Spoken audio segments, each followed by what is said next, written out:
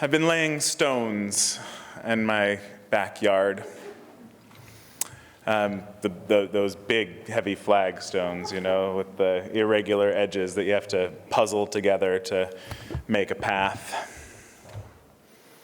It's not the first time that I've laid stones. And in fact, while laying these stones, the other moments of stone laying have come to mind. The path that I built at the last home that I lived in, the path just a few months before my ex-wife and I started getting divorced. We built this path, and it was one of the things I hung my bitterness on for quite a while. Not just the path, but all the work I'd put into that house. Have you hung your bitterness on something? It's not really about that at all, but you got to have something to hang your bitterness on, right? And so I'm building this path again, and some things are the same, and some things are different. And I think that's kind of how it goes. As we're trying to figure out exactly where the path goes, and honestly, it feels a little silly because we're just moving this path that was there already about 2 feet to the left. And so I'm thinking about the poor people who years and years ago laid this original path that's still there and did all this work that I'm doing now to dig out and get, you've done this, right? Or some of you've seen it done. You get it down about 4 or 6 inches and then level it. And all this decomposed granite that's holding the stones in place, that was painstakingly laid and flattened, leveled, so that these stones could be placed in it, and that we've all just ripped up, and we'll have to get more to do our new one. And so I'm forgetting, while I'm laying stones, that this is a fun garden project.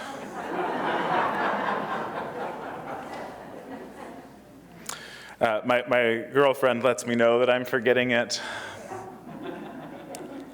and that I've begun taking the stress that I've now taken on about this project, that it'll be a project that needs my management, that needs to be taken care of, and I've begun taking that stress out on her. She lets me know kindly but forcefully. And some things change, some things are the same. I'm able to get the message maybe a little quicker than I have in the past. When I was 16 years old, my parents decided to lay stones over the sandbox that I grew up playing in,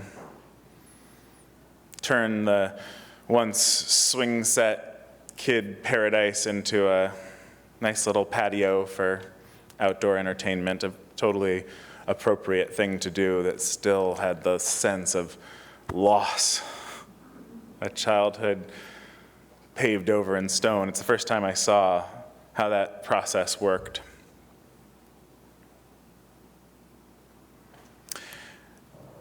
And it's just amazing to me, this little project, this laying of stones in the backyard, containing within it all these other moments, all these memories, all these turns around the spiraling path of my life.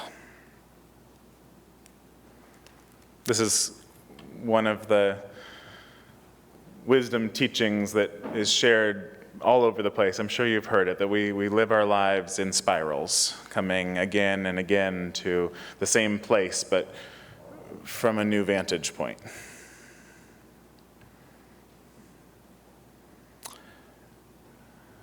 I think we can see the same thing in the shooting in Buffalo yesterday, calling us to awareness,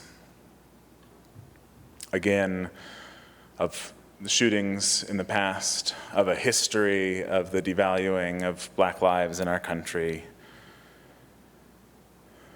The pain and trauma of past events summon newly afresh every moment it happens again. And yet, also, we see it from our vantage point of the now, that law enforcement in this moment is not rallying behind those who would execute Black people in the name of hate, but is catching the man who executed them. Round and around, some things stay the same and some things change. In Buddhist traditions, this has been described for many years, at least 1,000 years, in the 10 bowls or the 10 ox. You're familiar with these?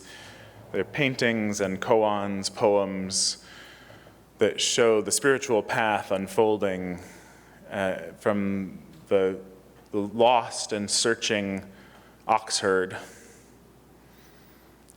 all the way to finding the ox, capturing the ox, bringing it back home, and then forgetting about the ox. Then the ox herd and the ox both are gone. And then returning once again to the original place, and finally to the market with hands ready to help. And when this pattern, this series of images and poems is taught, it's taught as a spiral, that we spiral around and around to all of these moments in the spiritual path. Jack Kornfield, our local illustrious Jack Kornfield, describes it like this. He says, consciousness grows in spirals.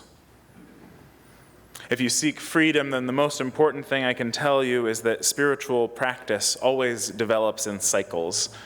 There are inner times when silence is necessary, followed by outer times for living and integrating the silent realizations, as well as times to get help from a deep and therapeutic relationship from another person. These are equally important phases of practice. It's not a question of first developing a self and then letting go of it. Both go on all the time.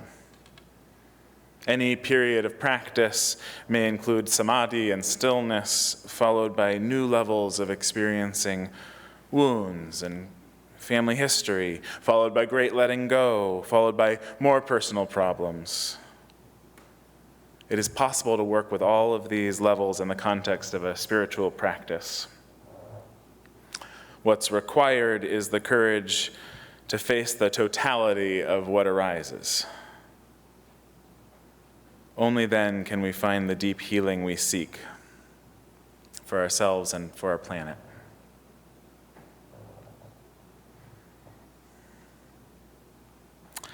And in a way, what I think he's describing, what this spiral shows us, is you never are going to run out of opportunities to work on whatever it is you need to work on. The way my mentor Bob, when I was growing up, said it was an AFGO. You know about AFGOs? Another effing growth opportunity. They just keep coming. Another effing growth opportunity. When I got divorced, I could barely stand myself most days. And I needed to be moving. It was really the only thing that brought me the ability to let it through, to let the feelings that were cascading in me move through and out. And so I started hiking every day, and I would spend hours hiking if I could. And the one time part of what I needed was being in new, different places too. So I was exploring all over the Bay Area, and I was out at the Marin Headlands, where I hadn't spent a lot of time before one day, when I was hiking out along the hills and overlooking that vast, wide ocean, and sometimes there's nothing like the vast, wide ocean to hold you in that moment, that AFGO. And so I was facing out, and I saw what I'm sure most of you is a familiar sight, that spiral labyrinth out on the bluff, out near Rodeo Beach. And because I had given myself permission to be in this state of wandering, which my life had not had space for wandering much before getting divorced. I was so responsible. I had a lot of stones to lay. We had some important stones to lay here. I had stones to lay at home. I had a young son whose path I was sure I needed to lay with lots of stones, heavy stones. But here I was, brought to that moment on the spiral where I gave up. I couldn't hold it together anymore. And so I just let myself wander that labyrinth with time and space. And I found at the center of that labyrinth a pin that's still now on the backpack, my little water backpack that I wear hiking. And all it said, very small and simply on a silver background, was, "You are beautiful."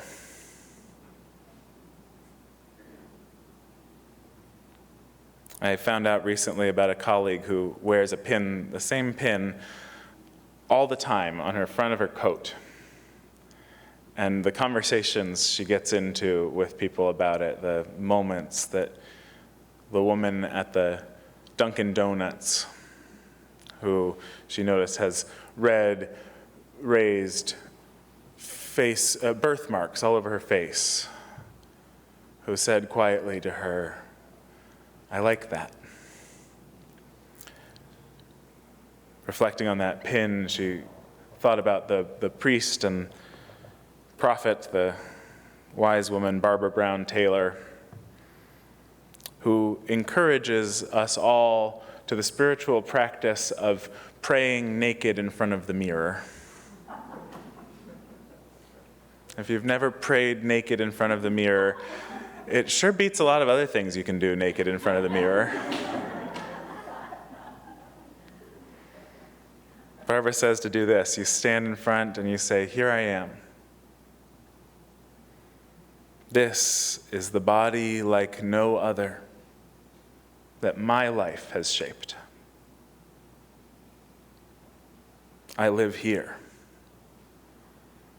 This is my soul's address."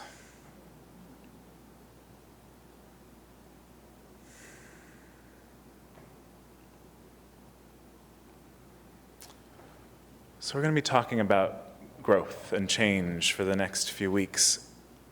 And the question for me that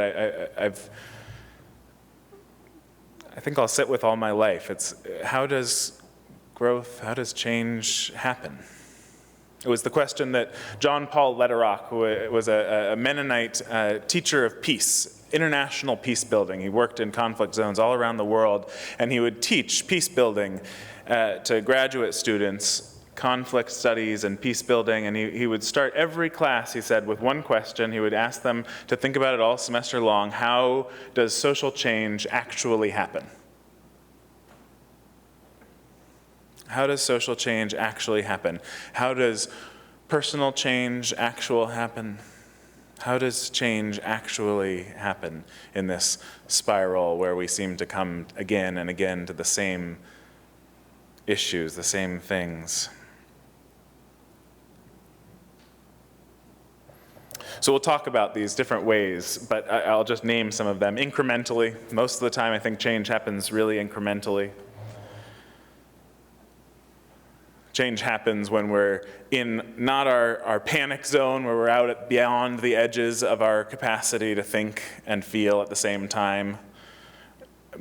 Not also in our comfort zone, where we're surrounded by the familiar, but in that middle place, that stretch zone in between where we're uncomfortable and yet can still think and feel at the same time. Change happens through the processes of expansion and contraction. We see these throughout the natural world and in our own lives. Expanding and contracting is the cycle that is the heartbeat of change. And then change does happen sometimes in progressive ways, in ways where one thing moves on to the next and to the next, develops over time into something that is more or bigger than it was before. This is one of the ones that I think is most difficult for us to talk about right now because our postmodern sensibilities, this way of thinking where we've deconstructed all the problems with thinking about that developmental progression, would counsel us against relying on developmental models too closely, with believing that one thing develops into another in a natural and predictable and inevitable way. And yet, somehow, sometimes, progress happens. So how do we understand that both and, the cyclical nature and the development, the moving toward of progress?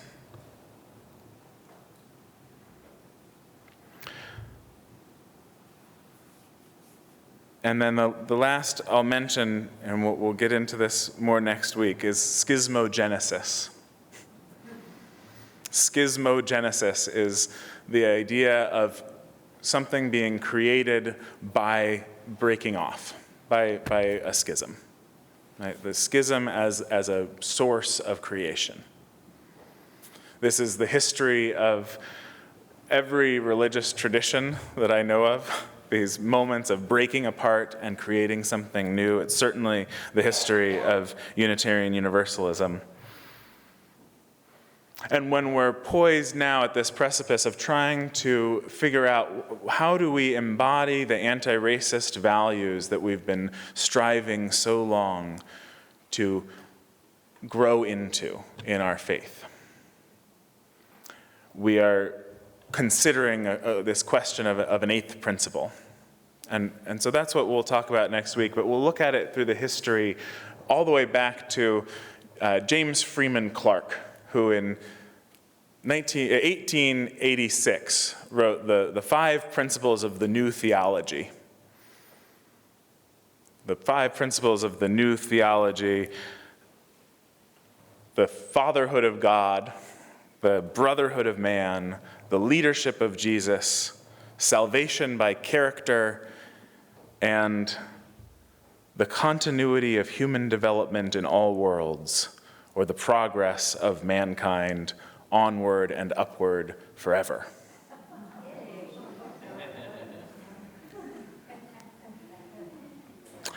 It's a complicated idea.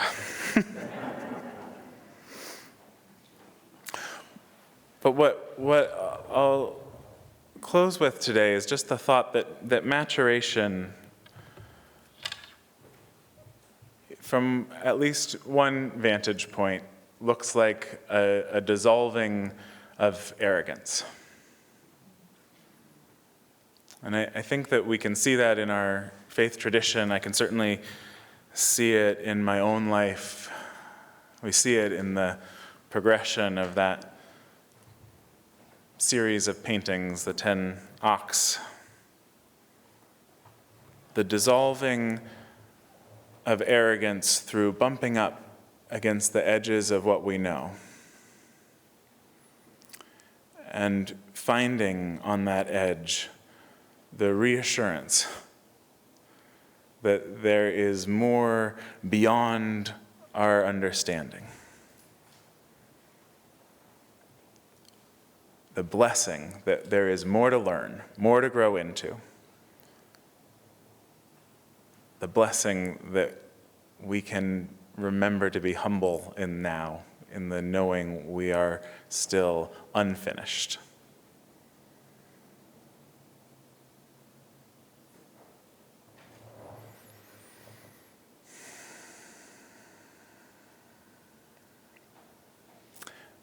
wherever you are on your spiral, wherever your free and responsible search for truth and meaning has brought you this morning.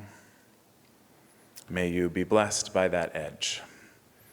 May you be blessed by the edge of mystery, the limits of our own knowing. May we be held together as we grow on that edge. May it be so, and amen.